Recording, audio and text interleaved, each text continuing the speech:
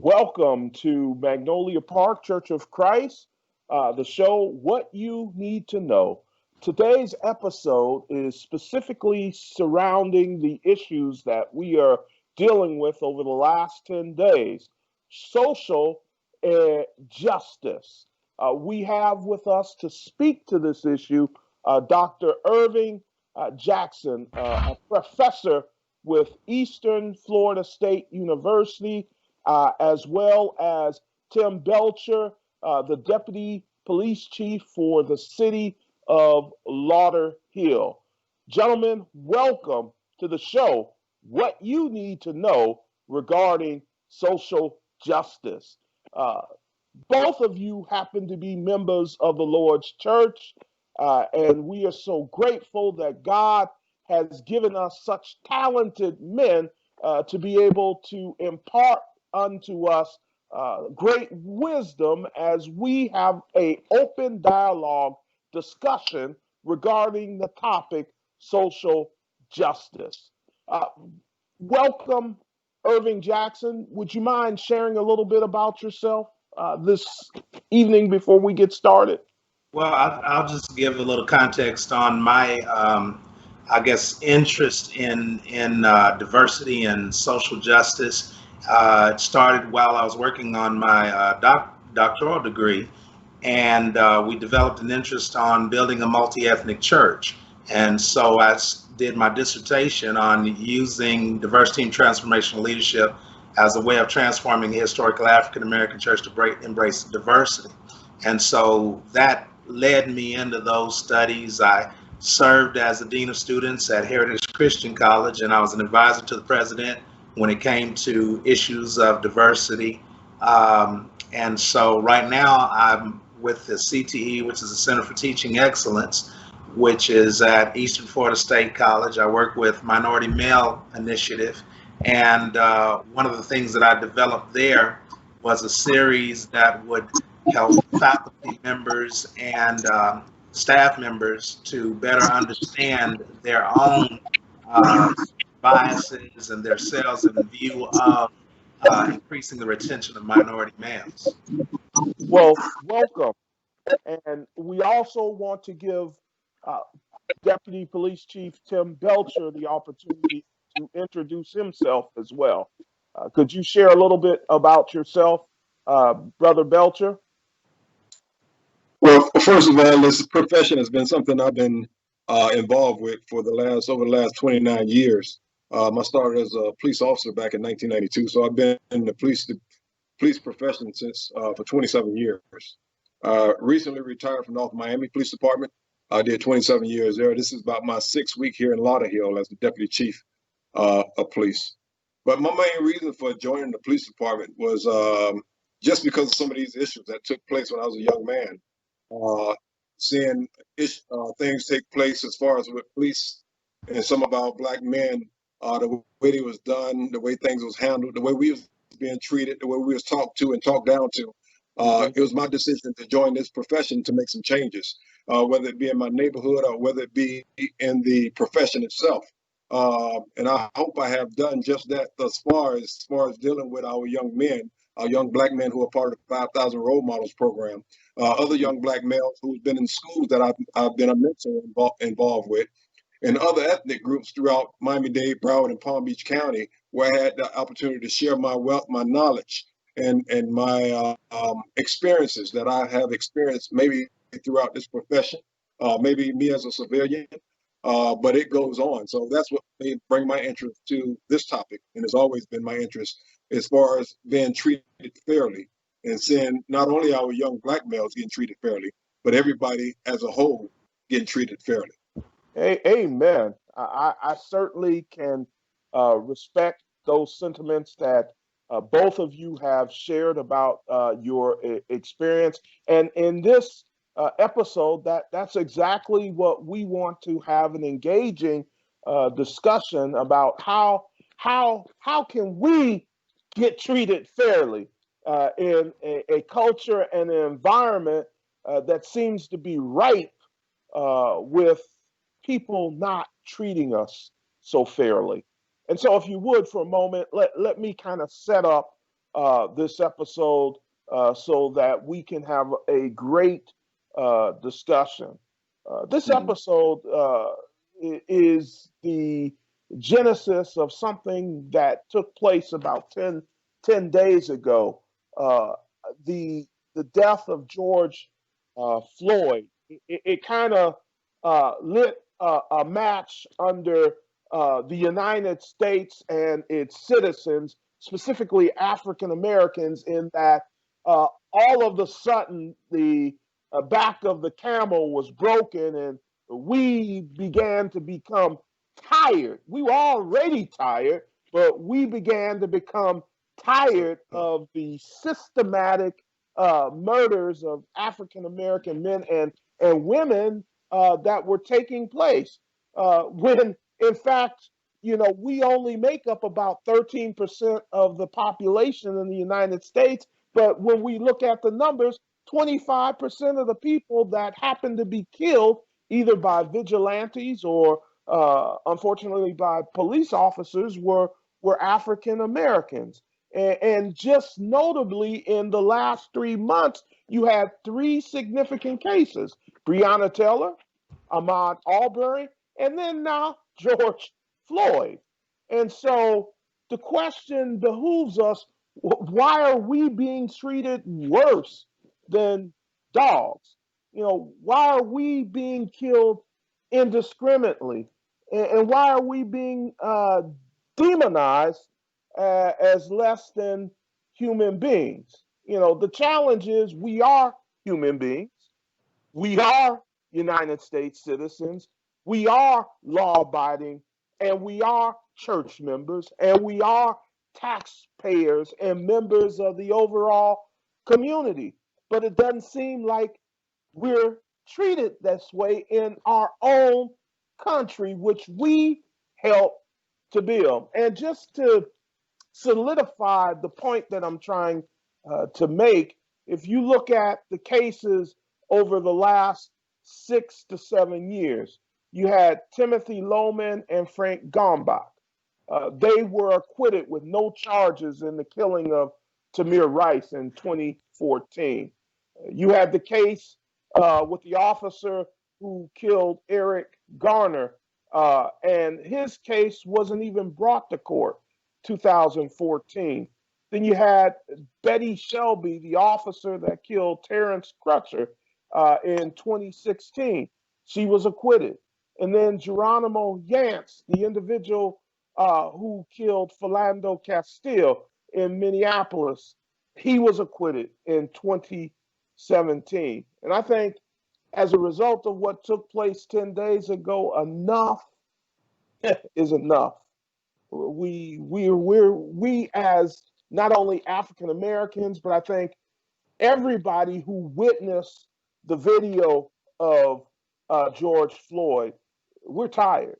Not only are African Americans tired, white people, Asian people, Mexican people, Spanish people, people in Europe, people in Australia, people all over the globe, based on the protests and the marches that have taken place worldwide in the last 10 days, are just sick and tired of the senseless killing that is occurring in the United States as a result of this, I would choose the word racism that is taking place. And some kind of justice needs to happen. And so that's what we kind of want to kind of have a discussion about as to, how do we get justice in our system where there seems to be no justice. And so we're going to start off with a question for you, Deputy Chief Tim Belcher. Considering the recent case involving George Floyd, how do police departments evaluate and train officers to avoid similar incidences from occurring? Well, we in law enforcement, we have what we call policies that are written for the officers to follow, policies for the way we do things, the way we should do things, and the way we should do them safely, and not take advantage of individuals and abuse individuals when we're dealing with those issues. That's part of our policy. Also, we have training. Everybody get trained the same training pretty much across the nation. But the output of that training, once the officer get out there to deal with somebody, becomes different because that person is different from each individual. So the way that person thinks, the characteristics, the things that they have, the separate agendas that they may have, or if they're part of groups aside from law enforcement, those groups are influencing them to do certain things because they have that power. And we also have the early warning system that overwatches the different activities that the officers get involved in as far as use of force. If they do too many use of force, they get into too many car crashes. If they have to get checked out for using drugs or alcohol during the wrong time, that stuff get monitored. After a certain amount of time, a certain amount of those issues that pop up, then we look into doing something with the officers. We also have roll call training, where the officers issue roll call training, advise, being reminded of things that they need to do as far as the policy, to making sure that they follow the policy. So we have impromptu meetings where we call officers in to see if everything is going all right with them. See if they have any concerns or issues and stuff, whether it's with the police department, whether it's with their family, or whether it's with their personal self. So we have those kind of things to monitor the officers, and on top of that, besides us as a executive command staff, we have the officers and the supervisors to also watch each other. We tell them, these are your coworkers. They look funny, or they sound funny, or they talking funny. Check on them, ask them if everything's okay, especially the ones that have a relationship to where they can talk to each other. Sometimes we can have somebody sitting right next to us that probably went through something before they got to work, or went through something the night before, having problems with their family, look normal, act normal, but when they step out on the street and they face with one of the citizens out on the street as far as a traffic stop or an event, they click off and they just go off from there. And then that makes a situation go from A to all the way to Z, causing havoc on other law enforcement officers or other citizens, as we have seen with George Floyd incident. But that is the way we monitor. Those are some of the ways that we monitor officers, and what we watch out for certain issues with them, as far as the policy, the training, early warning systems, impromptu meetings that we may call upon, roll call training, and also the EAP system that we have, the employee assistance program that we have also. And that deals with, talking to officers if they are having issues, and we send them to one of our resources to talk to them, whether they're having depression issues, or they having some kind of illness, or drug and alcohol issues, or they having marital statuses. So we have those type of different things that we monitor the officers with. Well, thank you for that a wealth of knowledge of the evaluation process. I'm curious, Dr. Ervin, do you have any follow-up questions to that? Well, I just yesterday I was a part of an online meeting with community leaders here in the area as part of a program that they call Lifeline. It's actually hosted by the Pasco Hernando State College, and they meet with all community leaders, police, all kinds of just workers in the area. And yesterday, that's actually what the topic was about. And he really, I think, did a good job of giving an overview. I was actually invited to another meeting afterward where we were talking about the difference between the African American police officer and the white police officer, and the pressures, dealing with how to build support groups, how to create dialogue between them, so that individuals will have a better understanding of how to minister to their emotional well-being, their spiritual well-being as well. Because I think right now, in fact, if I could use the words of one of the individuals, he just says that we're in turmoil right now in relation to that particular. So they're trying to figure out, how how do we help people to understand what they're going through? Because it's like everybody is focusing on the grievance about all of those who are being killed and all of the negative, but they're not really taking into account that there's another side that you officers are really just trying to do a good job. And so, how do we minister to them? And so, um, Amen. yeah, I like how he mentioned so many things that are going on and so many um, mechanisms in place in order to help them to be able to handle situations in a way that's right. But as the individual, one of the individuals that was talking yesterday, he started talking about when adrenaline begins to flow and situations occur and they have to respond very quickly. Sometimes, that can be a challenge. That can definitely be a challenge. So I really appreciate everything that I was hearing. And thank you for your follow up, Dr. Ervin. Um, I have a question for you now. How does social injustice and racism negatively impact our society? Well, I believe that I'm going to use the words of a person I interviewed yesterday, and it was a white female from Shawnee, and she just made the statement that it's kind of twisted nowadays.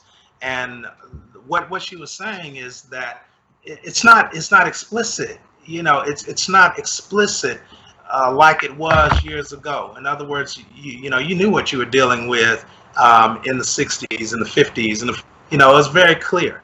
But what happens is it's driven by implicit bias. And so, because of it being driven by that, then what happens is you have a lot of individuals who are unaware that they're actually supporting a system that tends to bring about oppression and injustice. And so, therefore, you can hear individuals making arguments and trying to deny or trying to make comparisons of how well this many people. I had another guy that's I interact with who was showing some statistics showing that over 400 in 2017, over 400 something white males were murdered by or killed by police, and only 200 and so were killed by that were African American, and only 130. But then what I did is I went back and said, well, if you look at those statistics, still over 40% of those statistics were people of color. But yet he's trying to make an argument to the to the opposite side, and that's what a lot of white people, I would say Caucasian people, sometimes do because they're not aware of their own implicit biases, and some are, yeah, some are, but all of that is the negative effect, because what ends up happening is people of color tend to have to experience the problems. Tim, you have any follow up to Dr. Irvin's statement there? No, he pretty much said it all. Uh, we are in turmoil, and this is something that's been going on for generations, for decades. Back then in the '60s, of course, we know it was there, but in this day and time, it's hidden in certain places, and it come out, when somebody brings it out. You check out the commander in chief, to where he shows his cape, when it's time. So that's one way to put it. Once in a while, but like I said, if people don't really know or pay attention to what's going on as far as what's around them and who's around them, they can sneak up on you. I look at the gentleman that was on the bike that was snatching the flyers from the young ladies. You probably would look at him as a great citizen, but until the ugliness come out of him and see what he's really about, he don't like what they're doing, putting stuff up, and in support of colors, of black people and stuff. So you start seeing things, or you start hearing things that that you don't normally hear, that stand around you until something go on like this, and then you see the ugliness in a lot of people. And that's true. Yeah, what's going on a lot of times is you hear the larger majority being very silent during times like this, simply because they really don't know how to engage the conversation that's occurring. And what ends up happening is they perpetuate it because there's little dialogue. that's actually occurring. And so, the injustice continues on. One of the things that has occurred because of the protests and because of how widespread it is putting people in a position where they are dialoguing now. Like I said, just the other, I just actually um, published a dialogue between, I had three white individuals and one Hispanic and me, and we all were dialoguing about this particular subject simply because our goal is not to perpetuate it. But if it remains in silence and that large majority never says anything, then it's just going to keep on going. So I want to ask a follow-up question. We talked about, I guess, the social impacts, but there is an inherent monetary impact to racism in our society. If we can't work together, right?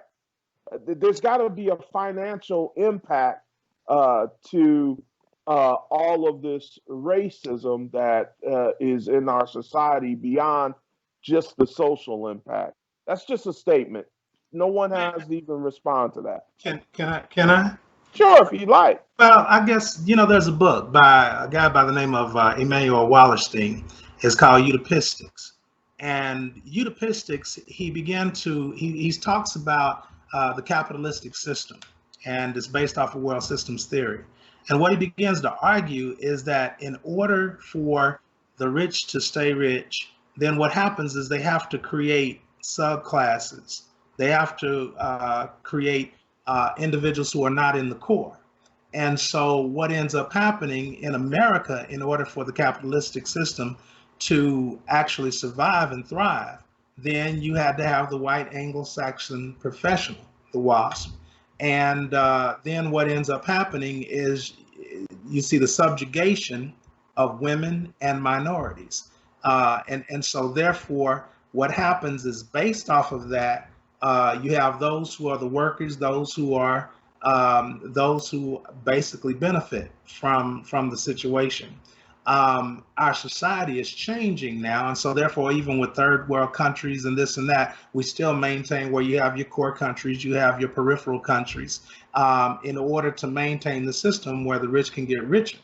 And so, financially, then what ends up happening is positions that pay, that a lot of that is being challenged because of our current system and the things that are going on, but you still have a good old boy system. And a lot of times what happens is people tend to function in in-group behavior. So with in-group behavior, what happens is when that position comes open, it's easier for those who hear about it to be in the people that are in power. So therefore, because we're in the minority of those power positions, then what ends up happening is it affects us monetarily, and the rich stay rich. And so that's the system we're in.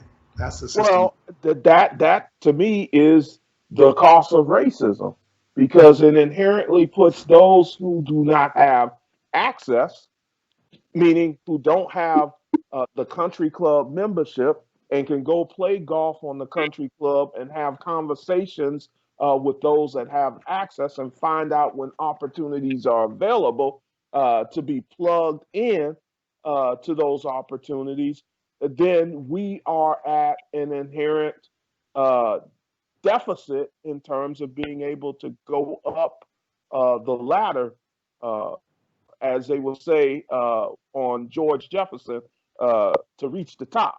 That's right. And we it makes it harder for us. Although we have made significant gains, there is a cost for the racism that's in our society, and you're exactly right that to some degree it's structured that way based on capitalism and who inherently came here first and put all this together, they get the benefits. Yeah.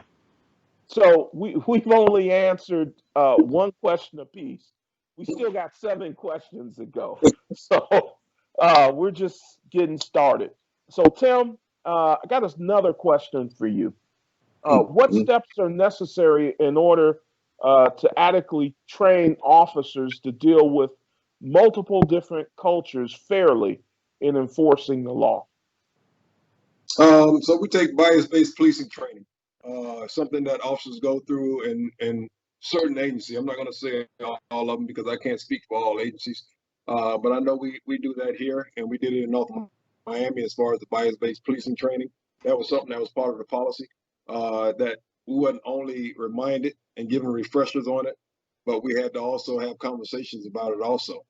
Mhm. So just bias policing, fair and impartial treatment for individuals and police services. We want to make sure it was fair for everybody, even on a traffic stop. Whether you white, black, brown, purple, you're Hispanic, you're Haitian, or you're Jamaican, everybody should be getting treated the same way, with respect, with dignity. And whatever you stop the person for, you make sure you handle that business that way, and don't deviate, do too much, or go overboard and stuff like that, because that's when the problems begin, where people end up getting agitated just because you think you're treating them, they think you're treating them indifferent. You think you're treating them more poorly than you would treat anybody else and stuff. So it's important that we go through this type of training with the bias-based policing training, also customer service training. Officers get customer service training. Some would think, well, customer service is about, a business, but no, we deal with customers, our clients, our community base. Those are our customers who come in and request things, who we have to go to their residents or their businesses and try to solve their issues and stuff like that.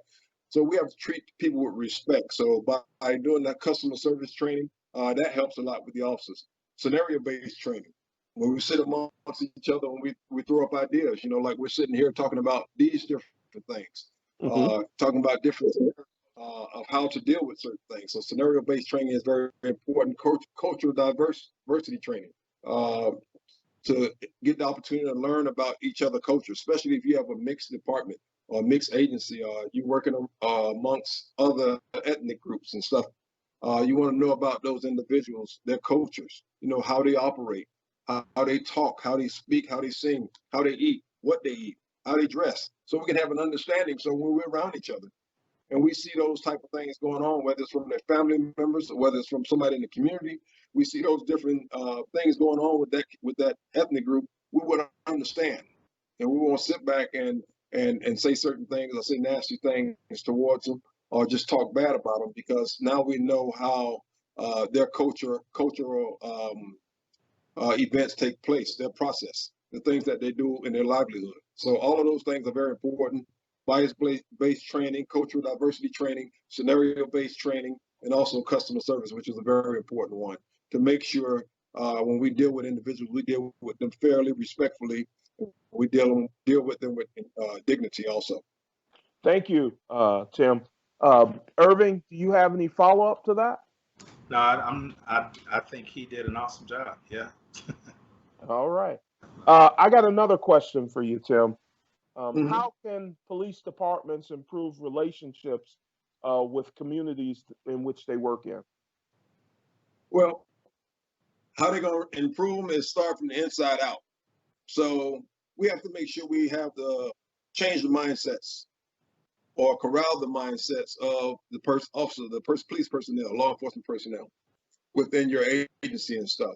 And then we got to go through a community policing initiative, which can be put out to the city. So that's an effort that we put out, community policing. So then making constant positive contact with people. So officers not just riding around in their cars with their windows up tight or behind dark tents. No, they're riding around with their windows cracked or with their windows all the way down. So when they pass by somebody, either they can speak to the person or either the person can speak to them. I always tell officers, some people are amazed. They walk by us with their head down because they don't expect for us to speak to them. But it's at that time when you speak to them as a police officer, that person raises their head up and they smile.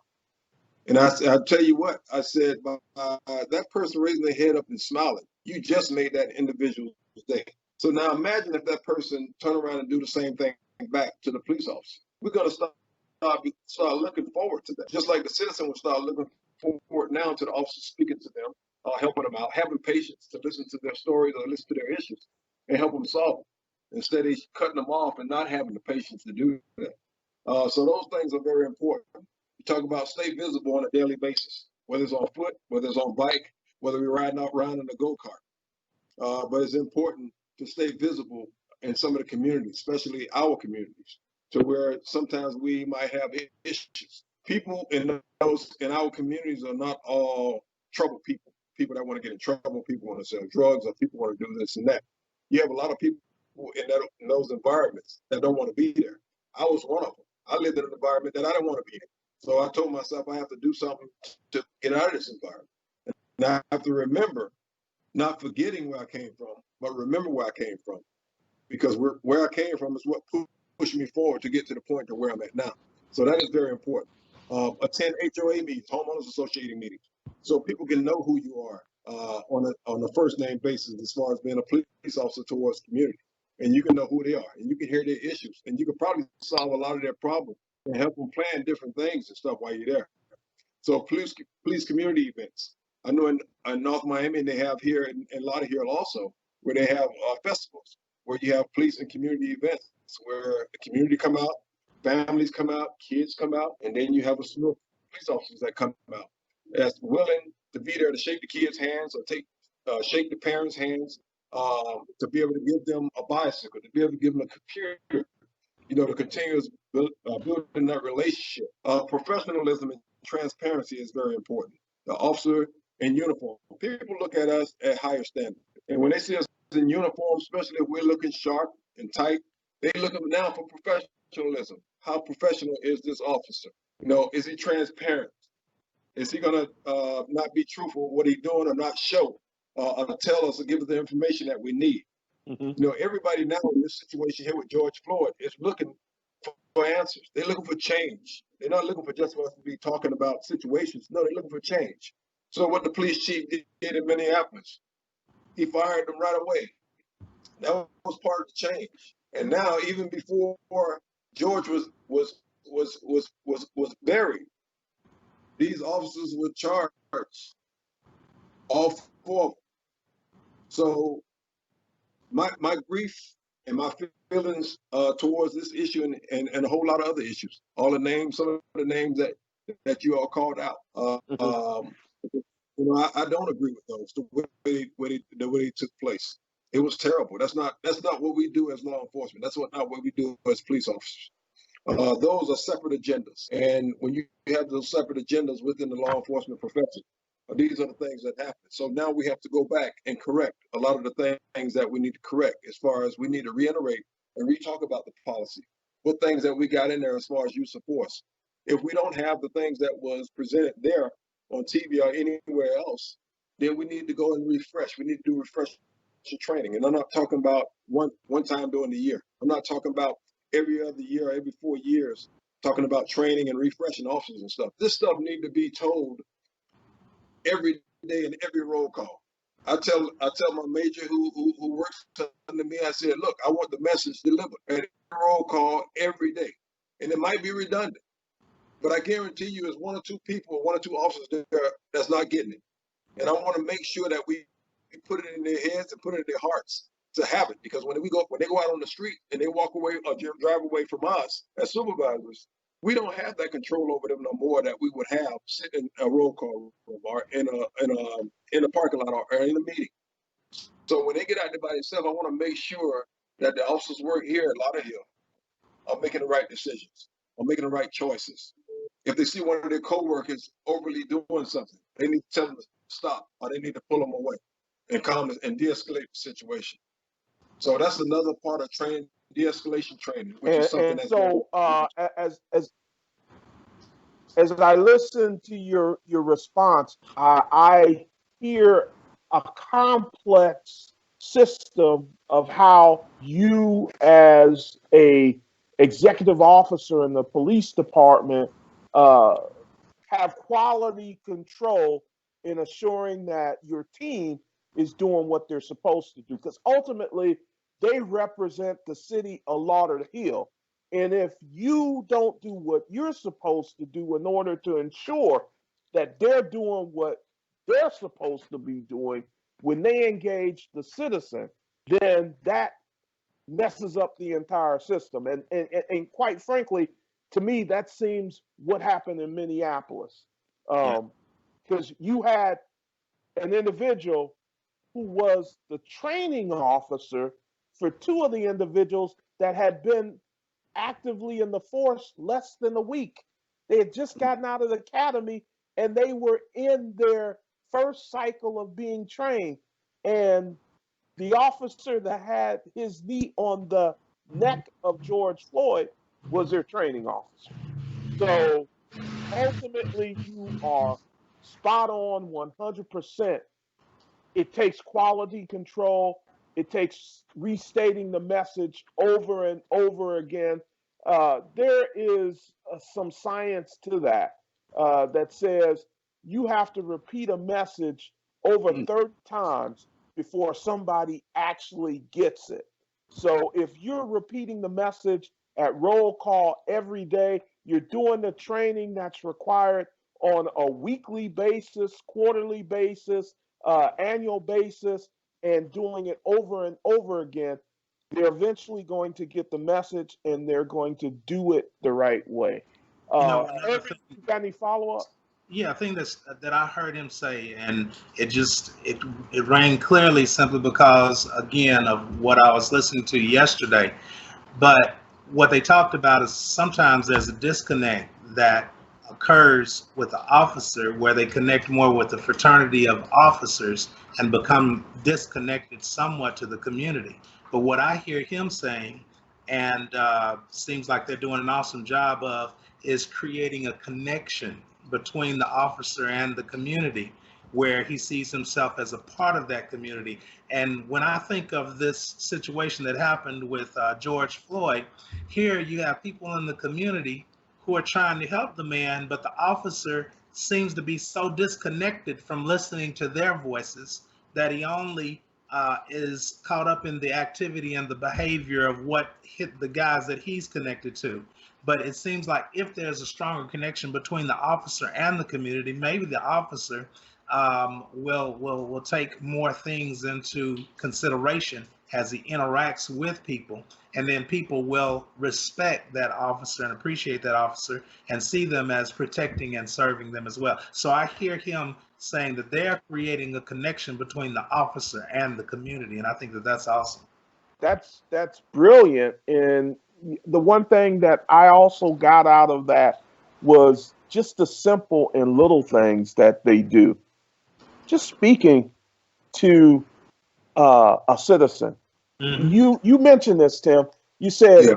you when that officer speaks to that person, generally that person's head is down because Right. they're not expecting it.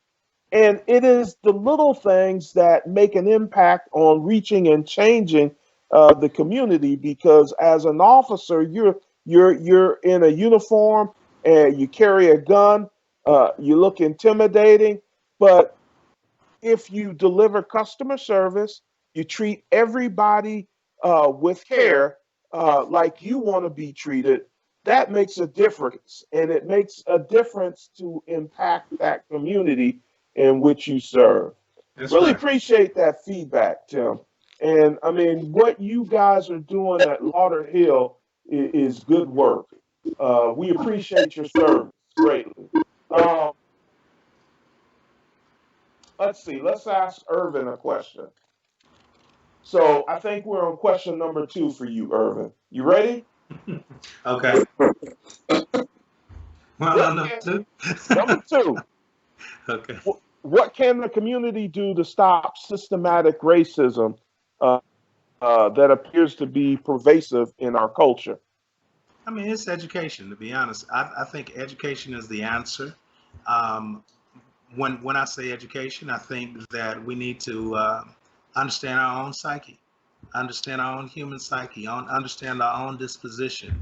I think all ethnicities need to be educated. One of the things that I wrote this in an article just the other day, and I was saying I think one of the things when the Civil Rights Bill was signed into law and the laws changed, one of the areas that we failed in was to educate, re-educate. In fact, I call the article, I call it I started to call it the miseducation of the white man, and I was playing off of the book that was written by Woodson a while ago called The Miseducation of the Negro.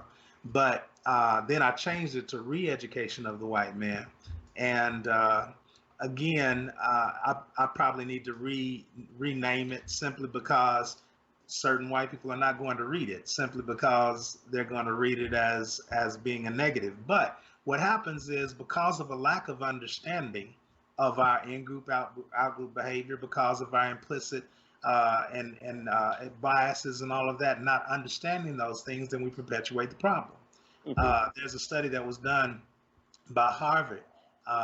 The implicit, it's an implicit bias test. You can actually get online and you can take it, and what it will reveal a lot about your own disposition in relation to people of color.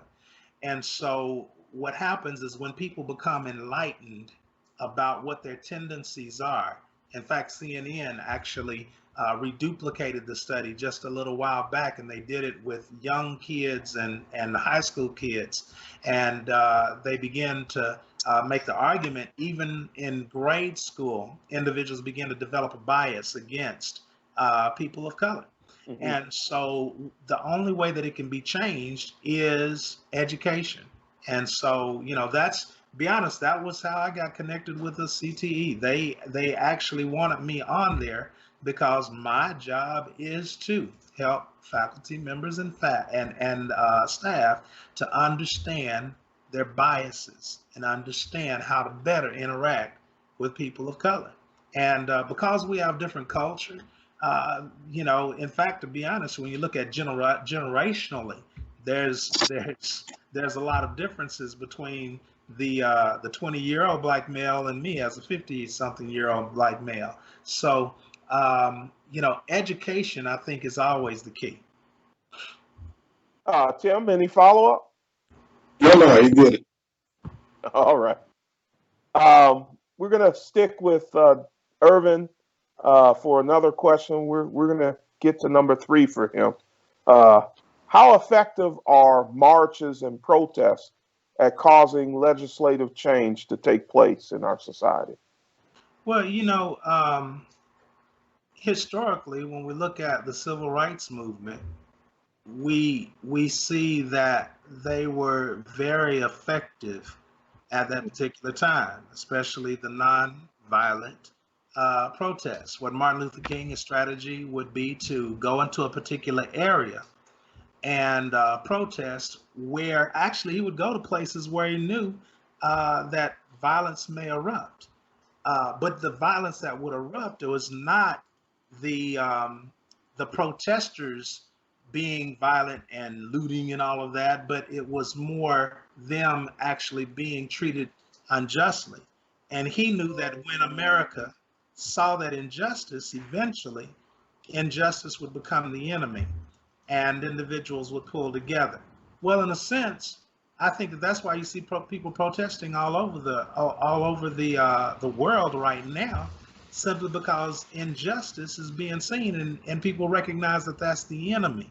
So I think protests can capture attention, and I think that this one definitely has captured attention because of how widespread it is. Now the problem is violence robs it of its power. I think that's the problem, is that when you have individuals who go back and, I don't know about the validity of some individuals say that their people are paid to come in and create problems like that, as far as starting violence with looting and this and that. I don't know. I've seen people make that argument, but what I do know is that violence robs and it defeats the peaceful protests. I'm for peaceful protests. I watched my son on Snapchat stand with a group of individuals in Palm Bay. No, I'm sorry, Palm Bay by the Walmart, and they were all together praying. It was with a Christian group, and they were shouting Jesus, and I forgot what they were saying, but I felt that was positive during the day. And I called him to make sure he was at home at night. but I think that protests are good. Now I was listening to another guy Mhm. in our life meeting the other day. I think he's the head of the NAACP in the Zephyr Hills area, and they really try. They want to keep the protest away from there, and they were asking the question, what do we tell our young people? But I appreciate Dr. Ailes because he came on and he made the statement. It's really been young people that have brought about change in the first place. Now he made that statement online, and then later that day I was listening to Obama, and Obama said the same thing. So protest, I think, has done a great job in bringing about legislative change. Let me tell you this story. I just wrote this as well. My father was married to a woman by the name of Mary. Mary would take my older brothers. She died before he got with my mother. But anyway, she would take my older brothers and sisters, and they would go and sit in the restaurants downtown in Shawnee, Oklahoma, the Hamburger King, the Grand Cafe. And they did that. My father would tell her, "I don't know why you're doing that. Things are never going to change. It's always going to be the same." And he was just he wasn't really supportive of that, but because she was a person of prayer and she was persistent, he basically supported her in doing it. Well, the Civil Rights Act was actually signed in to law on July the 2nd, 1964. That was the day she actually died on an operating table. But the thing is her efforts with the young people actually assisted in bringing in a law that actually created some change. So I believe in protest. I think protesting in a peaceful way is a positive thing. But when it comes to violence, I think that undermines it. Tim, any follow up? I just would say, peaceful protests are great. They really made their mark during this time here. And I think the violent part of it, where people come in and with their own agenda and they want to tear up and destroy things, or they want to fight, throw rocks and stuff, that kills the protest. It brings about curfews to where now people have to go in. Now where now innocent people or peaceful protesters end up getting injured um, because of angry people or because of angry law enforcement officers and stuff who again have their own separate agenda. So I think I'm with the peaceful protesting, um, and I wish that can actually happen to where we don't have the ones that go through that on a separate agenda that just want to destroy things or want to make the people who's protesting look like they're the problem when they're not. So we seen a lot of window breaking and rock throwing and setting cars and stuff on fire. Well, guess what? That wasn't the peaceful protesters, but now the peaceful protesters uh, is going to look like they was part of it because the bad ones are intermingled in with the peaceful ones. So I agree with him as far as the peaceful protesting part of it, but it's just the violent ones where people are going to get injured, whether it's law enforcement or regular citizens and stuff that's going to get injured or lose their life over just trying to make a change or make a difference in the world amongst law enforcement and community policing. Amen. I would agree with both of you that peaceful protesting is a very powerful tool to apply pressure on the political system. And when you look at a policy wheel has different players on it. And constituents that petition redress their government for issues in which they have the right. It's part of the Constitution, First Amendment right to assemble themselves and redress issues in which they have with their government. And that's exactly what is taking place in our society today. Unfortunately, though, intermingled with those who are doing the right thing are those that are taking power from them by doing the wrong thing. And we hopefully will go through this process and ultimately become stronger and better as a nation. Going to our next question, Before we're you going to go go to back. that, Yeah. before you go to that, Brother Hepburn, I just want to piggyback on it a little more. As far as Mhm. one thing about not just this protest, but protesters before, you don't see it the way it was in the '60s, where it was one race of people, and with a trickle of pieces of another race. Now you Mhm. have different races from every walk of life, every country that's involved in these protesters protesting activities and stuff, because just like you say, people are fed up. It's not just us, just blacks that's fed up. It's everybody. Everybody. Everybody. When this thing go down the way it goes down, everybody of somebody have to pay a price for it. That's right. Everybody or Amen. somebody gonna get their head cracked open. Everybody or somebody gonna lose a business that they work hard to put together. Everybody or somebody going to have issues from this, whether they lose money, whether they lose their job because now the business is burnt down, they don't have a job to go to. So everybody of somebody is going to lose out on this. So it's very important. So one thing another thing I do like about the peaceful protesting, that it's across the board as far as races, ethnic groups, people from different countries participating in this effort to change the laws, change the policies, change the way things are handled when these occurrences take place. Yeah, I was really impressed with. I was looking at my Snapchat the other day, and I interact with all of my students on Snapchat, and I saw my white students protesting peacefully. I saw them coming up with Snapchats trying to explain Black Lives Matter. I see, my Puerto Rican, my Hispanic students that are all in. I mean, everybody, my Asian students, all of them are actually active in bringing about change through protests. And so, to me, in fact, I put a Snapchat together and I said, "Hey, my hat's off, or my hat is off to you," because I was impressed. And one thing I do want to add before I go to the next question, that I think that needs to be highlighted, and I think both of you said it. When we look at the protesters today, not only are they multicultural, the protesters are always the young people, Mm-hmm. and you don't see as many people our age out there protesting. Number one, uh, we have jobs to go to. Number two, uh, it takes a young person to stand out there for the number of hours that they have to be out there for in order to protest. And I just, as you said, Doc, take my hat off to them, because without them, regardless of what color they are, uh, the thing that we're going through, we wouldn't have the ability to put pressure on those who have the ability to make the decisions.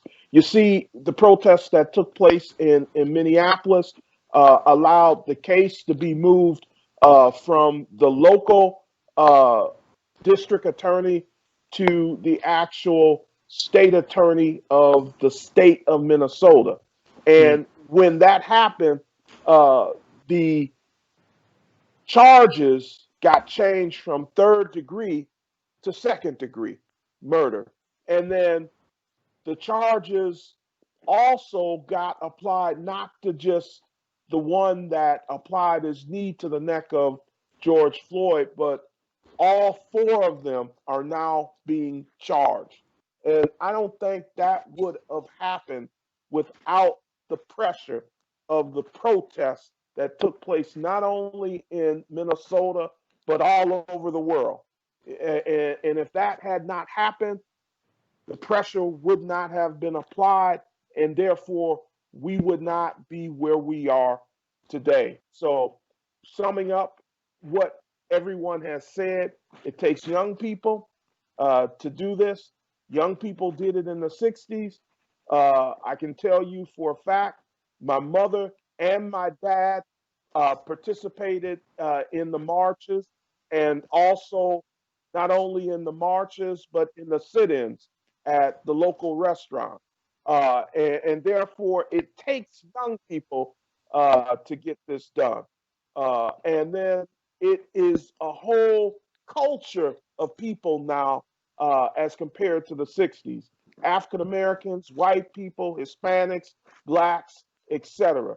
Everybody has, as Tim said, skin in the game.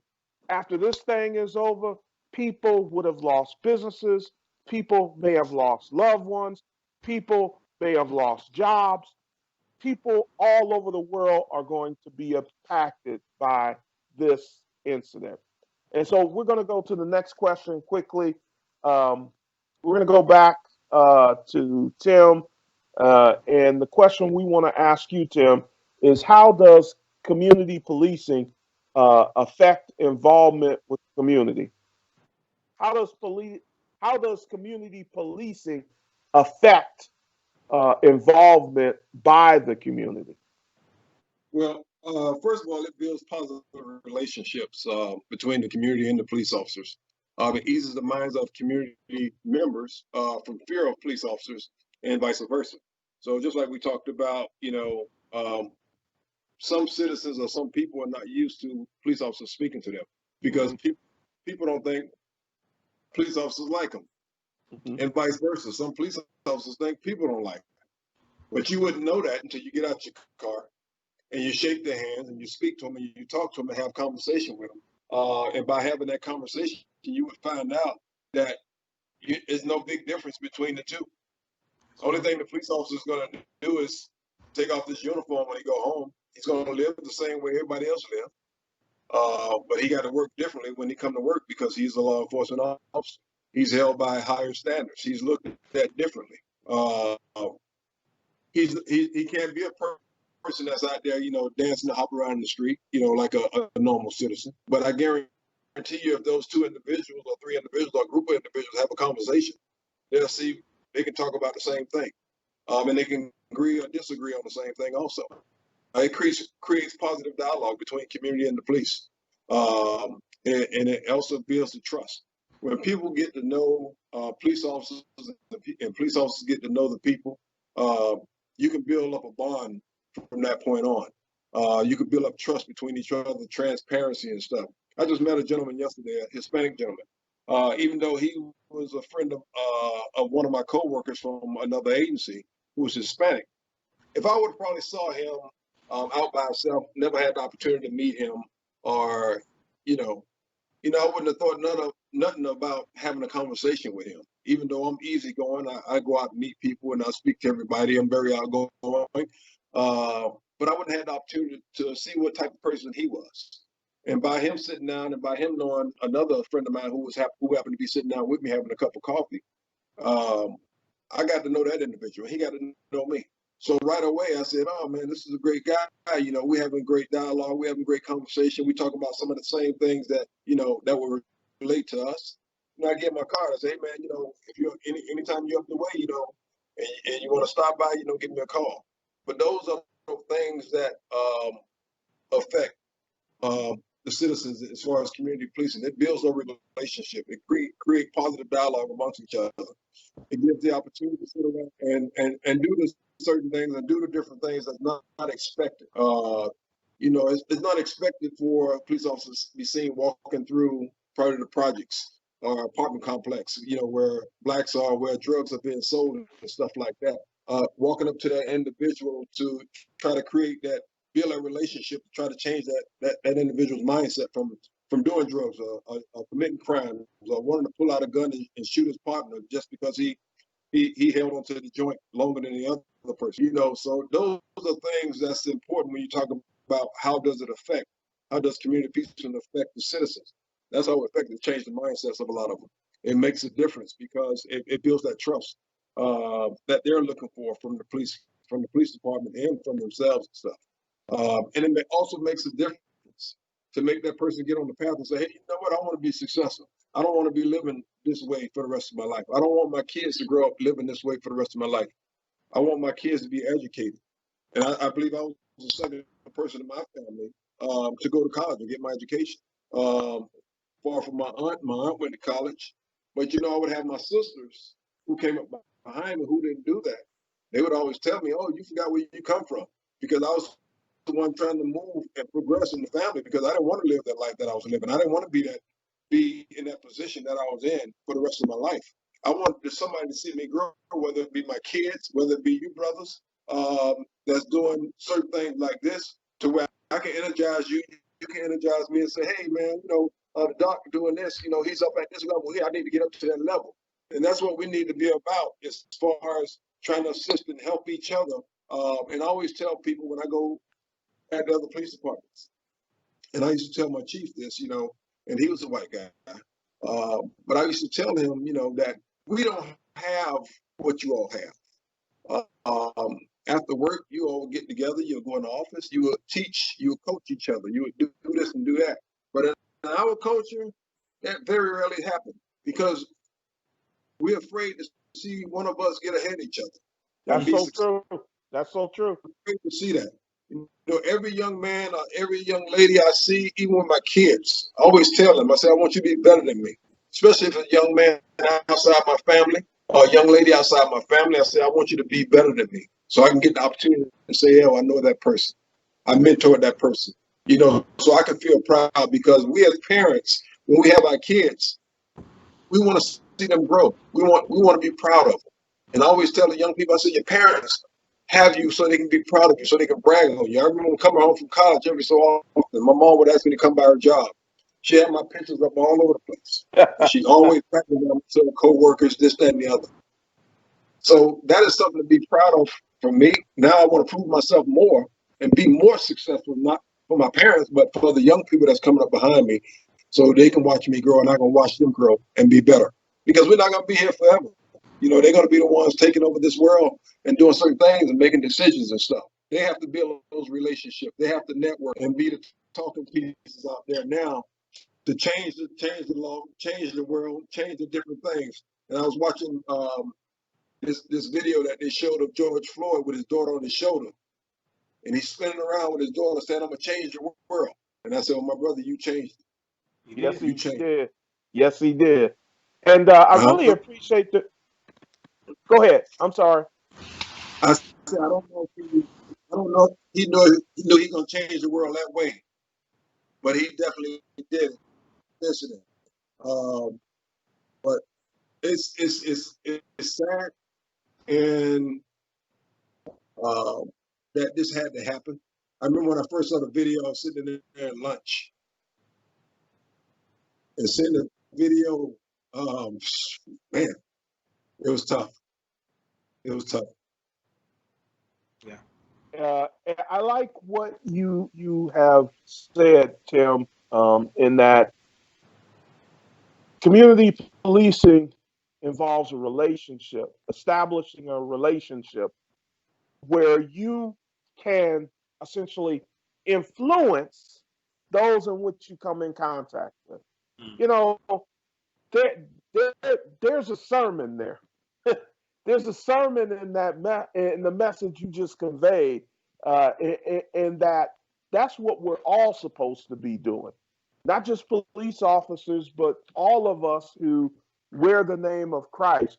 We ought to be coming in contact with others and being able to influence them. And as you have indicated, and I really appreciate the work you do with the 5,000 role models, in that you are an influencer to those young men who go through that program and assist them. Because ultimately, at the end of the day, it is those young men and it is those young men's friends that are going to come behind us and be the people that are leading organizations just like yours, leading organizations just like mine, leading organizations just like Dr.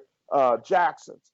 And so, if we don't get in contact with them now and influence them and change the trajectory of their lives so that they go in a positive way rather than a negative way, then shame on us because we had the opportunity and we didn't take that opportunity. Dr. Jackson, any follow up on that question? I can't think of anything I could add to that. I mean, I think he was pretty complete. All right. So, Dr. Jackson, we're coming back to you. we got a question for you. What can the church do to effectively promote social justice? One of the things that, if you were to look at the civil rights movement, the church, we will say that churches pushed the civil rights movement. That was the leadership of the civil rights movement. Um, Historically, I would say now you have men like, uh, and I don't know why his name is not coming to me. It'll come to me in a minute. But you had even some men who were connected with the Churches of Christ that were still in, the area of Rockledge is in my mind, and New York is in my mind. Franklin Florence. That's what Florence, yeah. I was trying to think of. And he was very actively involved when it came to civil rights movement. Some of us took a different approach. You look at Keeble took an approach that um, he interacted very positively with white people, but he was very subtle as he communicated his messages. But one of the things I would argue is I think that in this age, our church leaders need to be more involved in community activities, need to be more involved in community governments. They need to be involved with, you have the opportunity where you have individuals who can be chaplains, and I think that involvement would help them to be more in touch and in tune with the community to be able to promote social justice. Another thing is making greater effort to look like the community. Sometimes it's easy for us to just minister to a particular niche of people, one particular group. And one of the issues that maybe keeps us from ministering to maybe a larger community and maybe not looking at our community is sometimes we don't reevaluate maybe our norms and our customs. One of the things that has happened and I've observed, actually studied, is some of the large mega churches that will come into the area that start out as little bitty nothings and have a team, they'll plant. But when they plant, they begin to reach out. They begin to bring in a multi-ethnic, multi-ethnic congregation. And what happens is it's purposeful, it's intentional. And what happens is sometimes maybe we could evaluate maybe some of our traditions or maybe how we do some things and organize ourselves in a way that we may be able to do a better job of reaching our entire community. And the reason I say that is, up in Alabama, we actually brought on a white minister, a Hispanic minister, and then we began to minister to that community. And as a result, we were able to transform our congregation from being a 100% African American church to begin to embrace a diversity of 20% or more. And so we know that that's possible. And the reason that we did that is because our community was mixed. And if our community is mixed, then the church should look like the community, is what we're thinking. Because we're trying to make the argument, and you're hearing the argument made on a daily basis, that heaven is not going to be a segregated heaven. And so, therefore, when we remain and we keep ourselves in those tight social units of in-group, then what ends up happening is hard for us to be able to make the connection with the larger group. So I think that those three things, one, more community involvement, number two, beginning to try and make greater efforts to look like the community. Number three, evaluate our own, what's tradition, what's culture, what is it that we definitely need to keep, but what are some things that maybe hinder us from actually reaching others? And I think that those evaluations need to be made. All right, Tim, any follow-up? I would just like to talk about when they talk about the parishioners need to get out in the community. And that's what community policing come into. One thing I wanted to do when I was the president for NOBLE, the National Organization of Black Law Enforcement Executives, is to build partnerships with all the other different organizations that were out there. Because one thing you know is that we all do the same thing, whether it's fraternal organizations, whether it's police organizations, social organizations, we all doing the same thing. We're trying to protect, we're trying to save, we're trying to help and assist people across the nation. So my thing was to partner up with everybody, the parishioners, other organizations and stuff, whether it be Black or white or Hispanic organizations, because we were all doing the same thing. And I said, if we can pitch these things together, we can be successful moving forward to be able to help every and anybody, in the community and stuff. So I was just thinking about when he was talking about the parishioners and stuff like that, which was important. And that's all a part of community policing, part of those partnerships, that build those partnerships with those individuals, the community leaders, who you build those partnerships with, so they can have that mouthpiece in between the police and the community when things go down. They can be there to speak on the law enforcement behalf, or even be there to speak on the community behalf, as far as assisting to keep things at a calm, when problems come about. There's a saying that a wise man builds bridges as Mm-hmm. opposed to walls, and that statement is very relative to any type of a community engagement, because we ought to be building bridges to connect one another as to building walls to keep us Well, apart. the Um, church has to build bridges to the communities. I mean, that's it. that's yeah, it has to build bridges to the community, Yep. and as many as it can build is going to create the success of the church. But then it also puts the church in a position to influence things within the community. Hmm. That brings us to our next question for Dr. Jackson.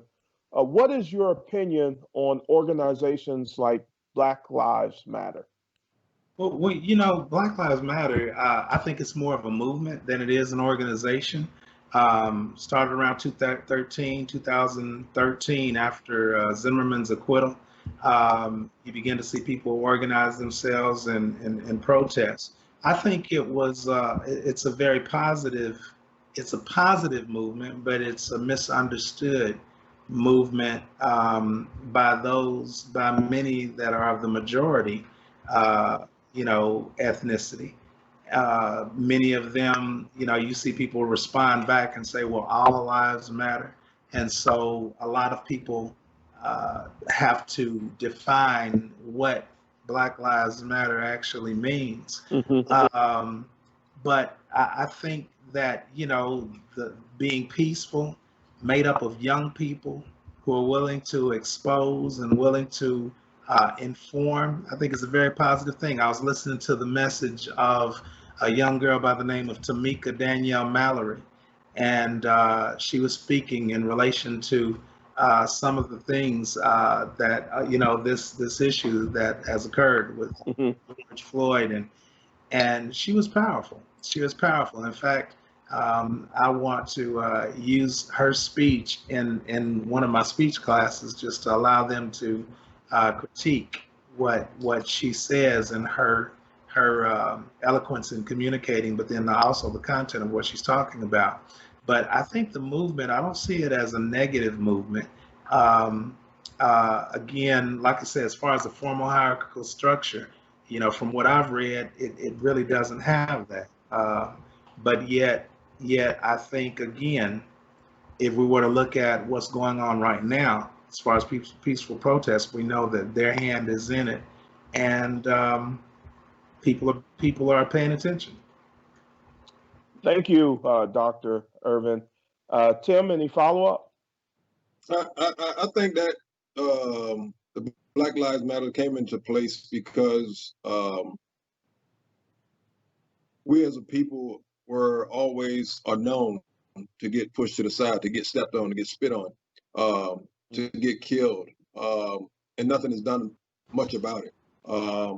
People would get off, if they was responsible for doing it. Nothing would happen. They would make up stuff to make it seem like it was some preconditioned illness that the person had, instead of just being straight up front with what actually caused it. So I think that's why that voice became Black Lives Matter because of that point. Because people were starting to get tired of, especially up north. I know up north, a lot of this stuff is going on that we don't get to hear about down here in South Florida. We just started hearing about it as much because the cameras and videotaping started coming out. But it's a lot of this stuff going on up there. So I was always wondering why, police were getting ambushed up there. But after talking to some of the people that's part of the organizations that I was part of when I go to the conferences and stuff, who were law enforcement officers, and that would tell me, some of the things that would take place within the agency that they had to deal with. But it's a different animal, when you go further up north as far as the treatment. That's why I feel like that movement, or whatever you want to call it, came about because people wanted to recognize and they wanted to make change, to get changes done. And I think they have pushed it to the limit. I'm not going to say they pushed it to the limit, but they really pushed it this time during this incident. Sadly to say that this incident had to take place for us to start seeing some kind of changes or movement from those who in high powers and stuff. So you even see them having a great part in the elections, of Obama and all of that. That was they were highly active in campaigning and pushing that. So I see them as very positive. I would agree, and they are the type of loosely connected, affiliated organization that applies pressure on the policymakers, and they do the organization of a lot of these marches that you see that are taking place in today's environment. So, yeah, they are vitally important organization for our culture as well as our people. And I agree with them. Black lives do matter. And the reason why that statement is so important is because of what Tim said. The greater culture or greater race doesn't look at our lives as being important. There's a book called The Invisible Man, and that book kind of speaks to the greater culture not really paying attention to us or kind of dismissing us. And so, yeah, when you begin to recognize us as being important, that's why we're bringing attention to the greater culture. Yes, Black lives matter. It's not that white lives don't matter. It's you haven't been paying attention to us as being important. So we need to put it in front of the table and make it an issue that we do matter. Um, let's go to a question for Deputy Chief Tim Belcher. We have been talking about community policing to a great extent, but I'd like to know what other tools are available to police departments to ultimately improve relationships with communities other than community policing. Well, we got multiple programs. You take the Police Athletic League. The Police Athletic League was something that I and one of my other coworkers in North Miami, we started in 1996 in order to try to build those bridges between police officers and our youth. When we started off with a basketball program and a track program, and I had many kids out there.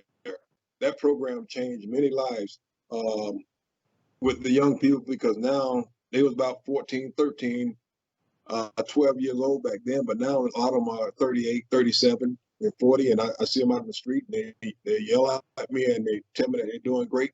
And those are the things that I like to say that I did make a difference.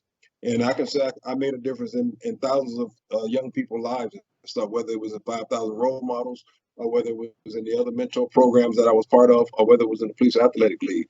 But we also have community and family events with the police department. We call them Fact Festival, Families and Crime and Crime Together, which are very important. Where families come out, we bring out celebrities, whether it was sports figures or artists, to let people get to see them let people get the opportunity to not only be pulled over by us as police officers or responding to their homes, but they also get to talk to us normally and shake our hands and ask questions, and we answer them and stuff.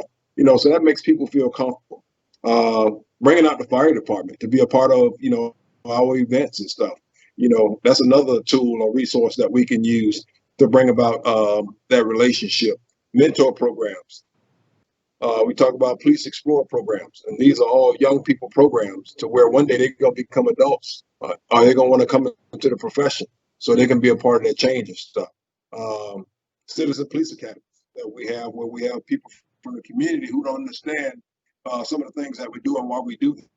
But once they come into the academy and they go through the process, then they have a great understanding of those last second decisions that have to be made.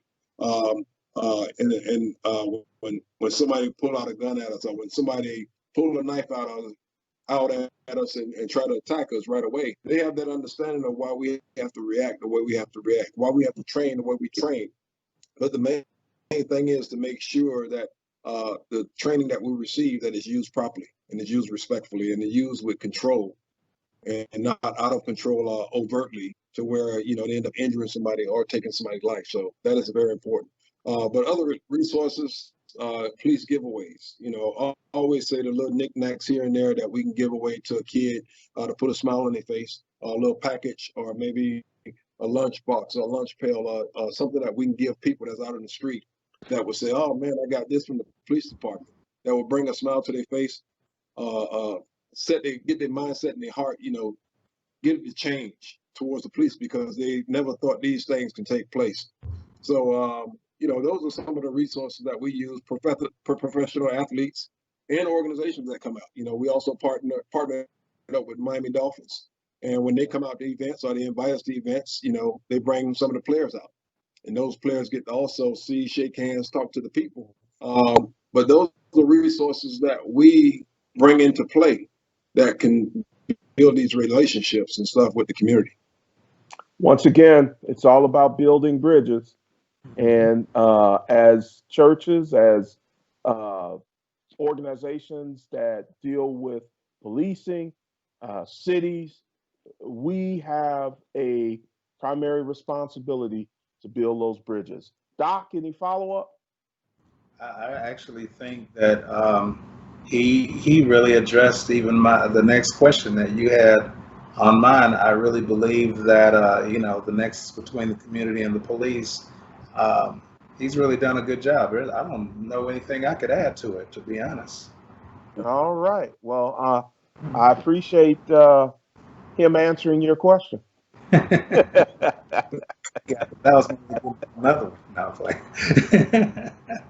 I appreciate Tim answering your question.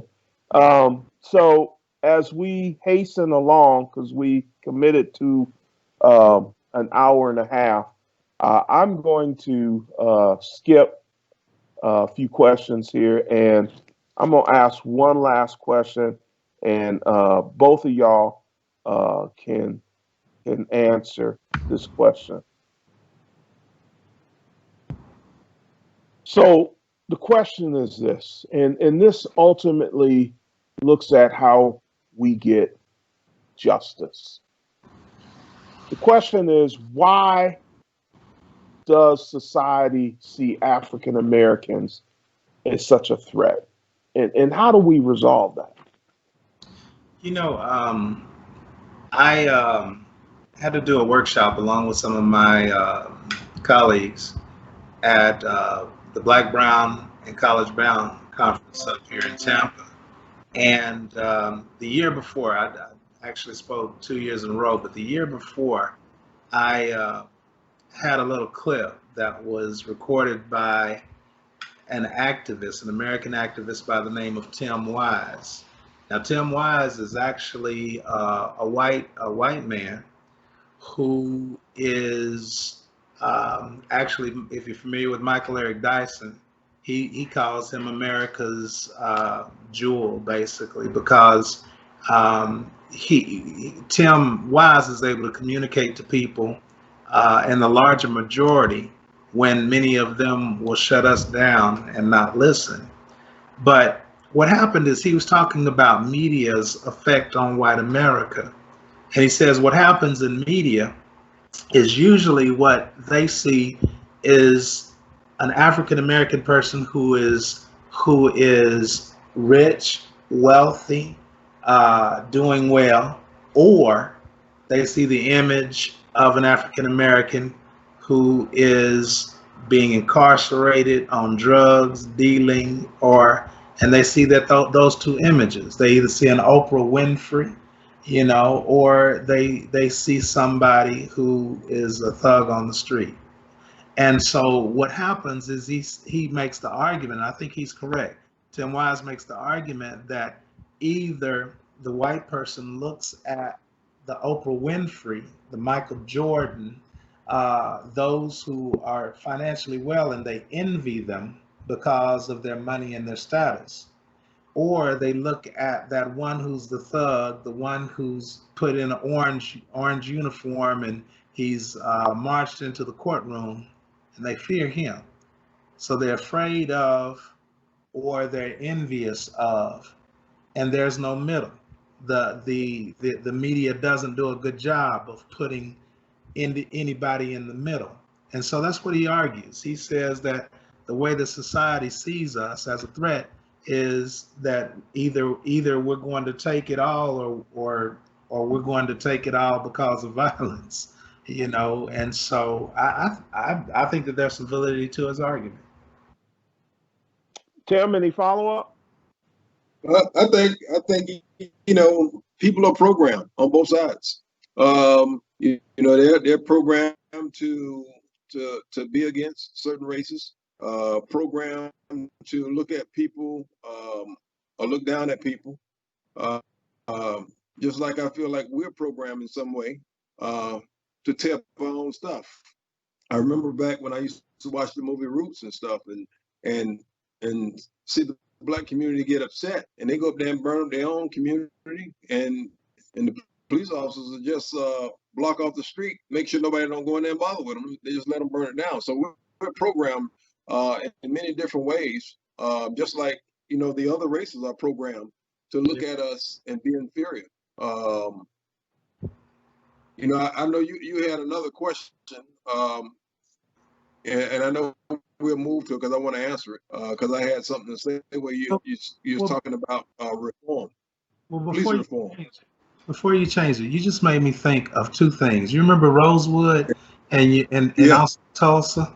Okay. Exactly. Yeah.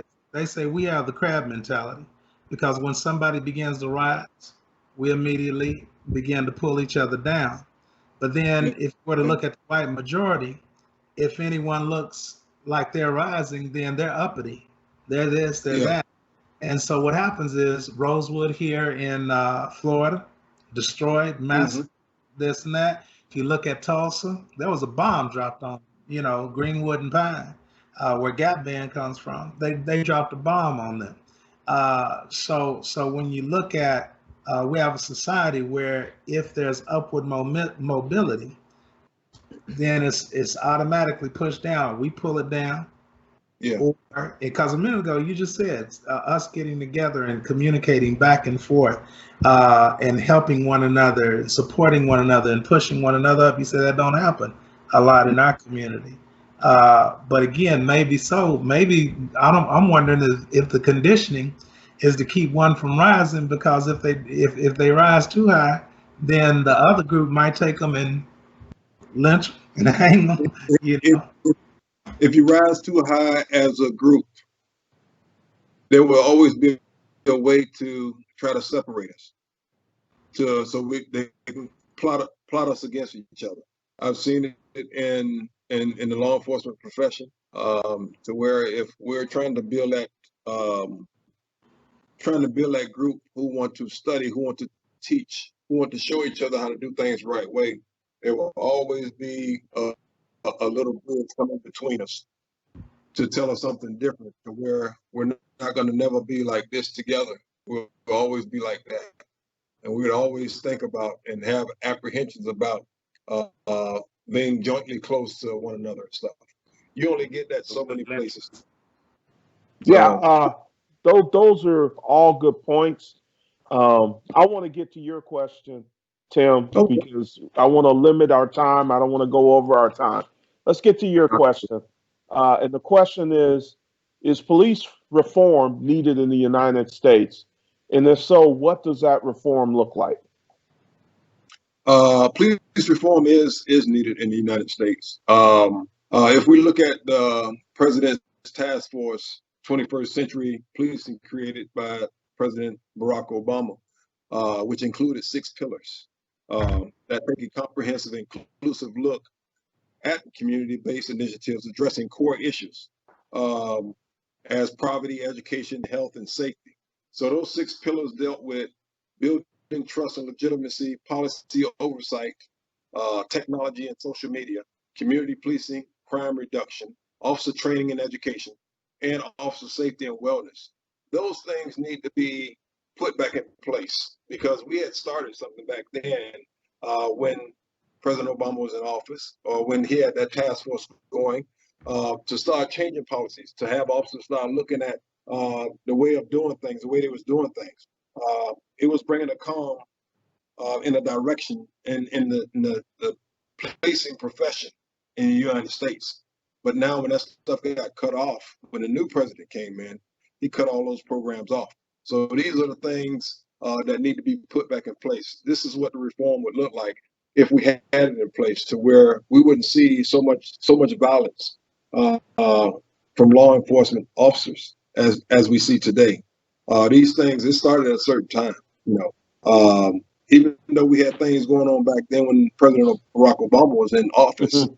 but the violence not only from law enforcement but from certain citizens now, who has come out the woods and who's taking action towards those who's trying to do things the right way.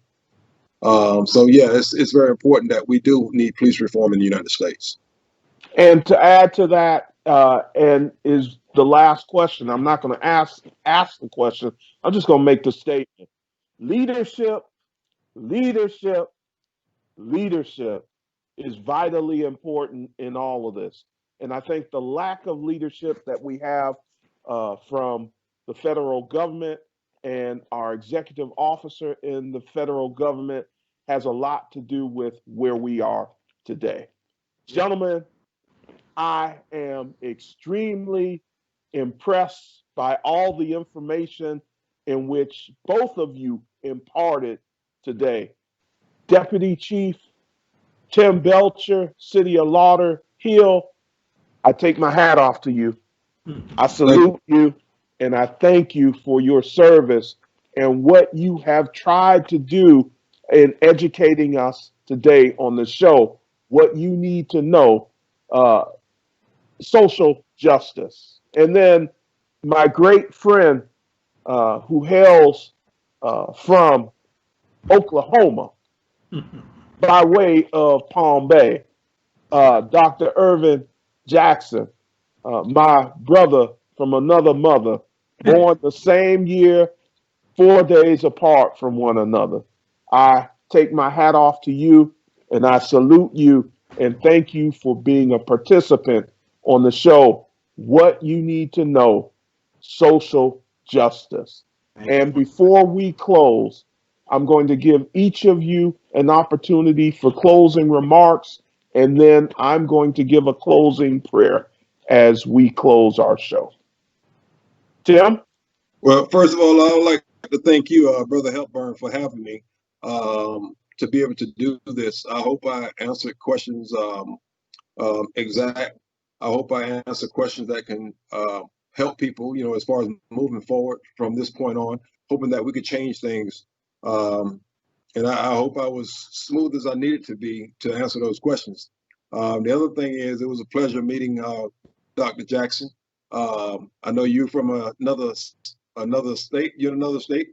Um, I'm actually here in Florida. I'm in Tampa right now.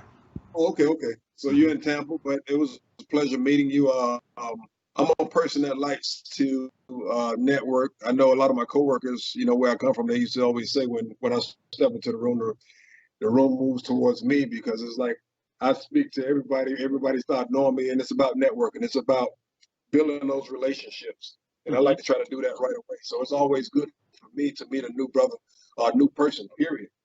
As far as, of a positive mindset, somebody who I can learn from, who I can be educated from, because we don't know everything, but we can learn a lot of different things from each other. And this is what we miss out on when we don't get this opportunity here to meet, to greet, to talk, to sit around together and talk about different topics and stuff. We don't get that opportunity to learn and educate ourselves. Sometimes we have to sit and educate our own selves and stuff like that. But it's just not the same when you can break bread with one another and share Amen. messages and information and stuff like that. So it was a pleasure for me to be a part of this. It was a pleasure for me to meet Dr. Jackson, and I'm glad, ecstatic that you gave me a call. One thing I told you, I said, let me check with the chief, see if she's going to be fine with it. She said, yeah, of course, go ahead, because we know what we're dealing with now today. We know Uh-huh. we're facing and we've been going around to our officers, whether they on the street, pulling them in as groups, or we go to roll call room and delivering messages, making sure that our officers are on point, that they remember when you go out there, you're being watched. Not only you're being watched, but you need to make sure you have a certain control about yourself when you're dealing with people, as far as respect, integrity, and dignity, treating people with dignity, and doing things the right way. And it takes a lot more and a little more patience than what you would normally have in dealing with people, because these are trying times and very touchy moments right now. Yeah. Amen. And Dr. Jackson, if you would give us your closing remarks. Well, first of all, I just want to express my appreciation that you thought of me to allow me to be a part of this. I'm just really impressed with the fact that you did remember, and you've opened the door for several opportunities that allowed me to share information, and I appreciate that.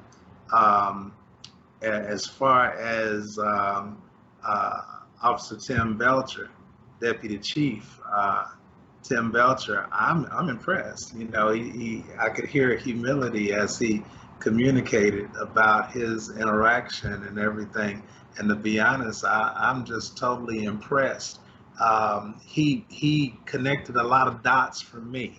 I was telling you about some meetings I was involved in just the other day, and as I listened to him, he just filled in all of those gaps in my understanding, and I could just sit down and learn from him and listen to him, because I know he's really going to do very well in his new position.